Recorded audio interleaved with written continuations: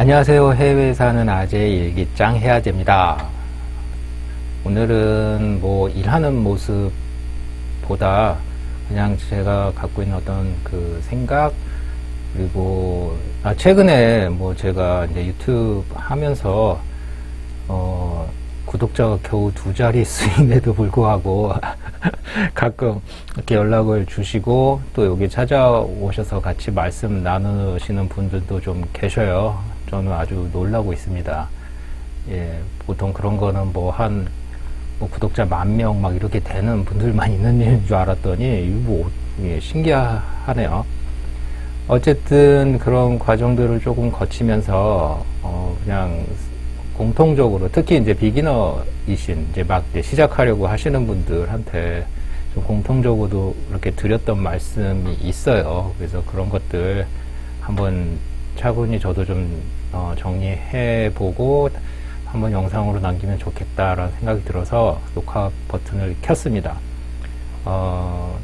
미리 말씀드릴 거는 정말 이거는 섣부른 조언이라면 조언인 거고요. 제가 뭐 완벽해서 드리는 말씀은 아니고 그냥 제가 지금 하고 있는 일이 어쨌든 저도 이제 한 3, 4년 되다 보니까 특히 주위에서 제 유튜버 구독자 아니시더라도 제 주위의 지인들이 처음에 이제 직장생활 그만두고 무슨 온라인 비즈니스 그것도 뭐 아마존에서 뭐 물건 판다 그러니 처음에는 뭐 그런가 보다 그러다가 그래도 한 3, 4년 제가 잘 버티고 있잖아요. 아직까지는 잘 버티고 있잖아요. 그러니까 이제 조금씩 관심 갖고 뭐 물어보시고 본인들도 뭐 관심이 있다 이렇게 여쭤보시고 그러면 또 제가 또 자연스럽게 해드린 얘기들도 있고 그런 얘기들이에요. 그러니까 막 감히 조언은 아니고요. 그냥 제가 그동안 드렸던 말씀 중에 좀 요거는 참 중요한 것 같다라고 생각되는 거 그거 한 3가지만 말씀드리려고 합니다. 그리고 이거는 전적으로 이제 비기너 막 시작하시려고 하는 분, 뭐 저보다 엄청 잘하고 계신 분들한테 제가 감히 어떻게 그런 말씀 드리겠어요. 제일 첫 번째는 그냥 은유적으로 말씀을 드리면 먼저 좀 집 밖으로 좀 나오셔라 그렇게 말씀을 드리고 싶어요.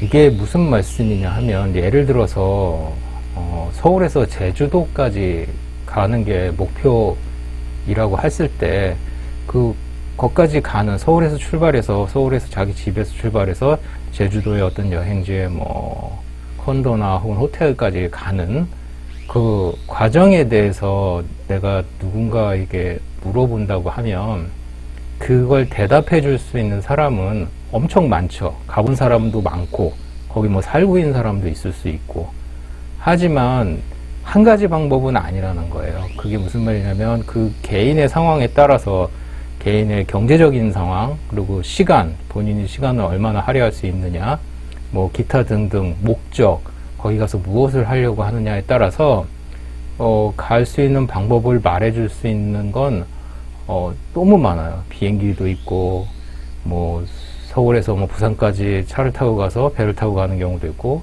반대로 뭐 좀 호남 쪽으로 가서 또 거기서 뭐 배를 타고 가는 경우도 있고 뭐 여러 가지가 있겠죠. 인천에서 가는 배로 가는 것도 있겠네요. 제가 잘 모르겠는데 마찬가지로 온라인 세일즈 특히 아마존 하려고 하는데 그거 어떻게 해야 될까라고 하면 방법이 너무 많기 때문에 본인이 우선 본인 상황에 맞는 내 경제적인 상황, 시간적인 상황 혹은 뭐 기타 여러 가지 내가 이걸 하려고 하는 목적 이런 것들에 대해서 먼저 정리를 하시고 일단은 뭐가 됐든 한번 집을 밖을 나와서 내가 뭐 비행기를 타고 가는 게 목적이면 인천공항까지 한번 가셔야 될 것이고 인천 김포공항인가요? 한국 떠난 지 오래돼가지고 차를 타고 부산까지 가려고 한다 그러면 우선 톨게이트를 진입해서 경부선을 타야 할 것이고 기타 등등 이게 왜 중요하냐면 먼저 실행을 해봐야 본인이 처음에 내 상황은 이래 내가 생각했던 상황은 뭐 내 경제적인 건 이 정도니까 이 정도 스피드로 하면 돼 내 시간적인 여건은 이러니까 하루에 요만큼만 시간 투자하면 돼 이렇게 생각을 했는데 막상 집 밖을 나가서 움직여보면 내가 예상했던 것보다 시간이 더 걸릴 수도 있고 아니면 교통비가 더 나올 수도 있고 정말 변수가 많거든요. 그걸 퍼펙트하게 계획을 짜놓고 이렇게 문 밖으로 나온다는 게 거의 저는 불가능하다고 보거든요. 그렇기 때문에 내가 세운 계획이 플랜이 맞는지 안 맞는지는 일단 문 밖을 나와서 실행을 해봐야 돼요. 근데 여기서 키포인트는 퇴로는 저는 확보하고 나오시라고. 그러니까 안 되면 다시 빨리 돌아갈 생각을 하고 저는 하라고 해요. 이거는 사람의 그 마인드에 따라서 약간 틀린데 어떤 분들은 퇴로를 차단하고 막 죽기 살기로 난 더 이상 돌아갈 곳이 없어 이런 마음으로 해야지 해도 뭐 성공한다 만다 이렇게 조언해 주시는 분도 있는데 저는 그 말도 맞는데 그러니까 이건 성격적인 부분이에요. 저는 퇴로를 확보하고 여기 퇴로는 결국 리스크 관리인데 내가 이만큼 투자하고 이만큼 시간을 들여서 이만큼 했을 때 결과가 안 좋았을 때 포기하라는 게 아니라 잠깐 다시 돌아와 백 해가지고 뭐가 잘못됐지 다시 분석해보고 다시 돈을 좀 모으고 다시 체력을 좀 길러서 갔던 데보다는 조금 더 갈 수 있게끔 그 다음에 가면 예를 들어서 제가 여기 서울에 출발해서 천안까지 갔다 그러면 갔다가 어떤 사정이 변수가 생겨서 다시 돌아왔다고 했을 때 그 다음 계획 잡을 때는 서울에서 천안까지는 한번 경험해봤잖아요. 그러면 그건 훨씬 좀 이지하겠죠. 다음부터 천안에서부터 썸띵 어디로 부산으로 갈지 아니면 뭐 완도나 뭐 전라도 쪽으로 가서 배를 탈지 뭐 이렇게 결정을 할 거 아니에요. 그런 경험들이 정말 중요하다는 거예요. 근데 여기서 제가 말하는 키포인트는 퇴로를 확보하고 다시 말해서 리스크 컨트롤하고 내가 안 됐을 때 얻게 되는 어떤 리스크가 어디까지지? 뭐 돈으로 따지면 뭐 얼마, 내가 처음에 뭐 시작할 때 뭐 100만원, 200만원 시드머니가 있을 거 아니에요? 이 정도는 실패해도 물론 큰 돈이긴 한데 그래도 좋은 경험, 내 플랜이 이게 뭐 1, 2년짜리 플랜이 아니잖아요. 새로운 비즈니스를 한다는 게. 그러니까 그 정도는 내가 감수하고 다시 돌아왔을 때 퇴각하고 전쟁 용어를 쓰지. 다시 돌아왔을 때 다시 체력도 회복하고 마인드 셋업도 다시 하고 그다음에 시드머니도 다시 그 잃었던 돈도 다시 어떤 식으로든지 저축을 하든 알바를 하든 세컨 잡을 하든 해서 다시 모아서 천안까지는 갔다라고 하는 익스피리언스 가지고 그 앞까지 계획을 세울 수 있게 이런 방법이 저는 제일 효과적이라고 생각을 해요. 사실 저는 그런 식으로 했었고요. 그렇기 때문에 리스크 컨트롤을 항상 베이직으로 하고 그 다음에 문을 열고 나가라는 거예요. 안 되면 대기하라 뭐 이러면서 뭐 옛날 60년대 70년대 새마을운동 하던 그런 정신 갖고 하는 사람도 있어요. 예, 되는 그게 맞는데 저는 못해요. 저는 못하니까 저랑 성향이 비슷하신 분들은 참고하시라는 거예요. 두 번째로 좀 조언 드리고 싶은 거는 먼저 말을 걸어라 입니다. 자기가 필요한 걸 본인이 먼저 얘기를 해야 돼요. 본인이 뭐가 필요한지도 모르면서 남들한테 어떤 도움을 받는다는 건 좀 힘들다고 봅니다. 근데 도움이라는 건 주는 사람도 부담이 없어야 되고 받는 사람도 내가 뭘 받았는지 정확하게 알아야 고마움도 또 알 수 있고 그게 나한테 피가 되고 살이 되는데 내가 지금 뭘 바라는지 모르겠어요. 막연히 내가 서울에서 제주도까지 가고 싶다라는 마음은 있는데 거기 가본 사람 혹은 거기 가 있는 사람 거기 갔다 온 사람하고 얘기를 하는 과정에서 내가 뭘 물어봐야 하는지 막연하신 분들이 있어요. 그냥 제주도 가려면 어떻게 가야 돼요? 제주도 가려면은 뭐 제주도 가는 거 뭐 쉬워요? 뭐 이런 식의 질문은 그 사람한테 나올 수 있는 대답이 너무 뻔하잖아요. 그럴 바에는 제주도까지 가는 경비가 얼마가 나오는지 아니면 좀 더 구체적으로 나는 제주도까지 비행기를 타고 갈 형편이 안 돼서 육로와 그다음에 해상으로 가려고 하는데 그럴 때 어떤 코스가 제일 괜찮은지 조금 더 들어가서 그런 코스로 가려고 하는데 나한테 주어진 시간이 10일밖에 없기 때문에 10일 안에 최단거리로 갔다 와서 거기서 또 약간의 뭐 관광을 하든지 뭘 하든지 하고 다시 돌아올 수 있으려면 어떻게 하는 게 좋은지 조금 더 들어가서 나에게 있는 경비가 이만큼인데 시간은 10일 정도밖에 없고 내가 거기서 하려는 거는 최소한 한 3, 4일 정도의 어떤 관광, 그래서 주요 포인트 여기 정도는 내가 보고 싶은데, 그러려면 내가 어떤 코스로 어떤 계획을 잡으면 좋을지 느낌이 좀 오십니까? 어떻게 질문했을 때 이 사람은 가장 좋은 효과의 도움을, 여기서 말한 도움이 그 사람이 나한테 돈을 준다거나 뭐 아니면 그 사람한테 나를 차를 빌려준다거나 이런 도움이 아니죠. 우리는 정보도 큰 도움이라는 거 이미 다 알고 있잖아요. 그 정보를 얻기 위해서 그 나에게 뭔가를 얘기해 준 사람은 분명 뭔가 페이머니를 했을 거라고요. 그 사람은 시행착오도 겪었을 거고, 난 그걸 줄이기 위해서 그 사람한테 물어보는 거고, 그 사람은 흔쾌히 내가 저질렀던 어떤 과오들을 좀 미니마이즈 할 수 있게끔 정보를 주는 거잖아요.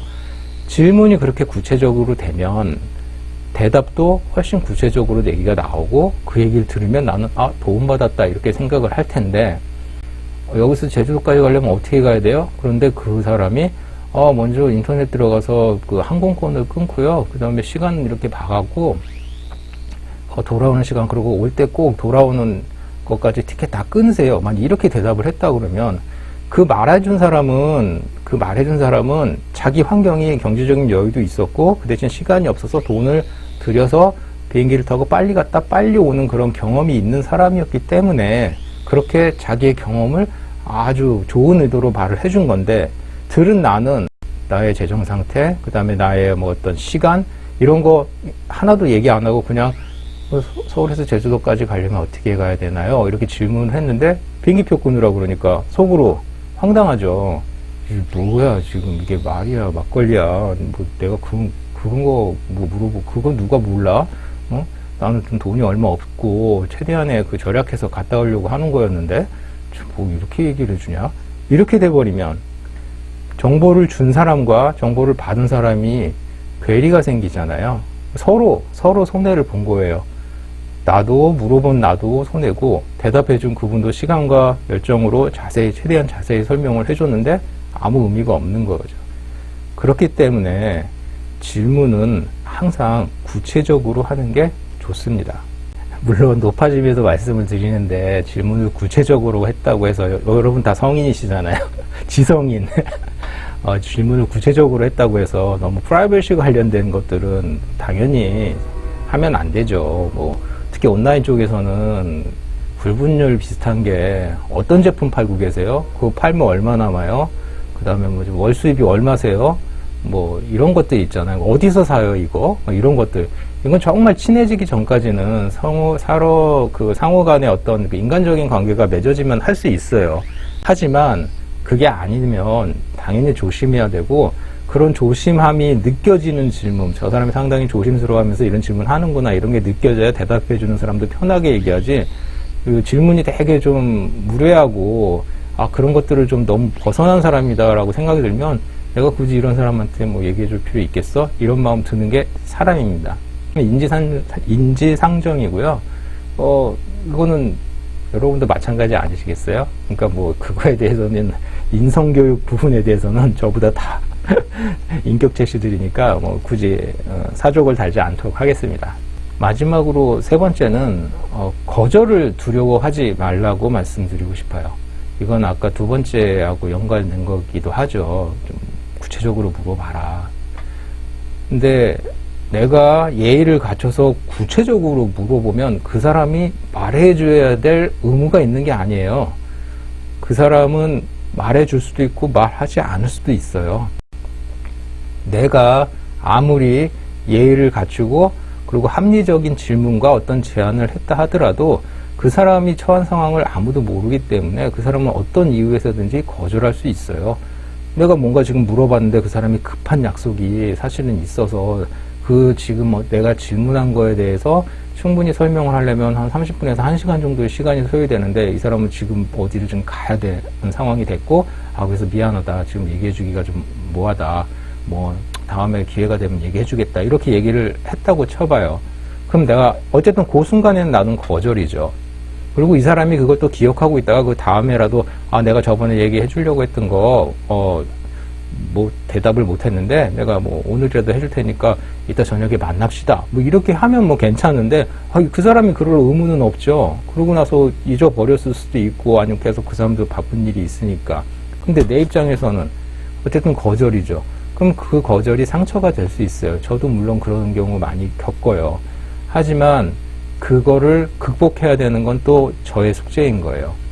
거절은 여기서 그분이 혹은 어떤 상대가 거절한 건 저 개인을 거절한 건 아니잖아요. 최근에 제가 지금 RA 관련해서 계속 그 미국 업체들, 제조사들한테 제가 계속 레러를, 이메일을 보내고 있어요. 그 이메일 보내서 나 너네 물건 팔고 싶다. 나는 이런 사람이다. 그리고 몇 년 정도 이 정도 역할을, 이런 한 3, 4년 정도 온라인에서 했고, 미국뿐만 아니고 유럽, 뭐 아시아 쪽, 특히 한국 쪽에서도 내가 팔아볼 생각이다. 뭐 이렇게 쫙 썼는데 답이 아예 없거나, 이것도 원 오브 거절이죠. 답이 왔는데 넌 안 돼. 우리 온라인 파는 사람 충분해. 이런 경우도 있고, 그 다음에 뭐 된다고 하는 경우도 있고요. 물론 제약적으로 미국은 안 되지만 어디는 한번 해보려면 해봐. 뭐 유럽하고 미국은 자기네 세일즈 랩이 있으니까 네가 한국이나 뭐 아시아 쪽에 관심이 있으면 뭐 팔아보든가, 뭐 이런 경우도 있고. 처음에는 이게 저는 약간 거절받거나 혹은 그 이메일이 아예 회신이 없을 때 좀 마음에 상처는 됐어요. 왜냐하면 제가 그 프로파일을 제 소개서하고 이런 것들을 되게 정성껏 그리고 예의 바르게 합리적으로 작성하는데 시간도 많이 들었고, 그 다음에 보냈는데 답이 그렇게 나오니 뭐 실망 안 한다는 건 뭐 말이 안 되죠.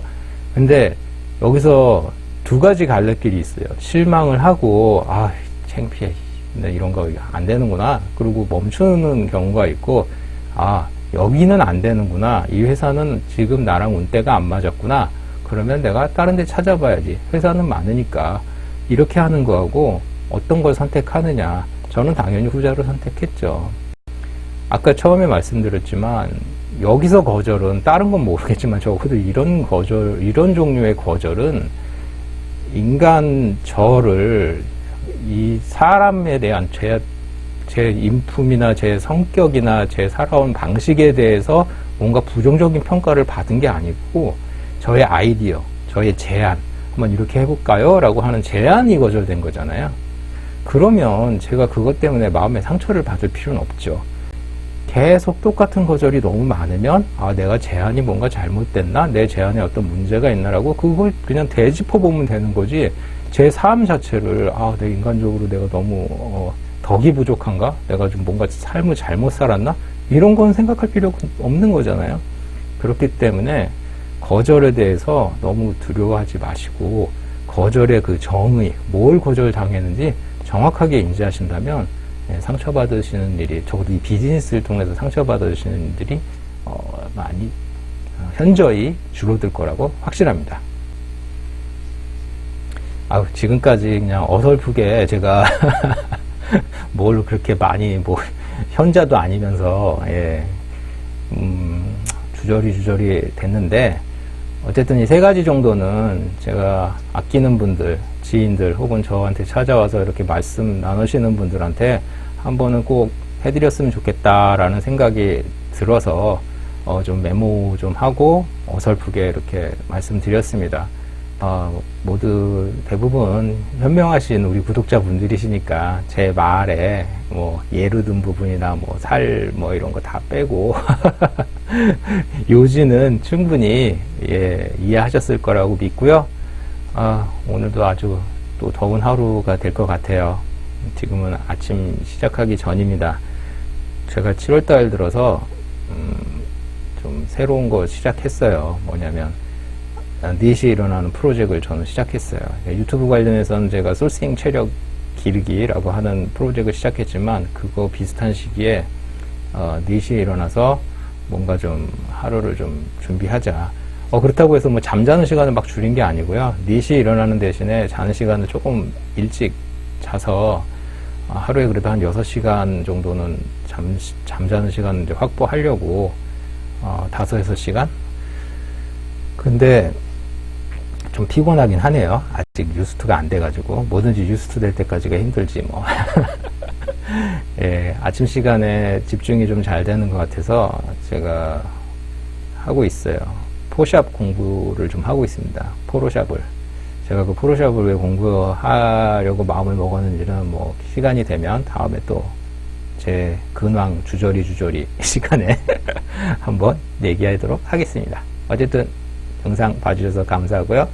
특히 비기너이신 분들 화이팅 하시고요.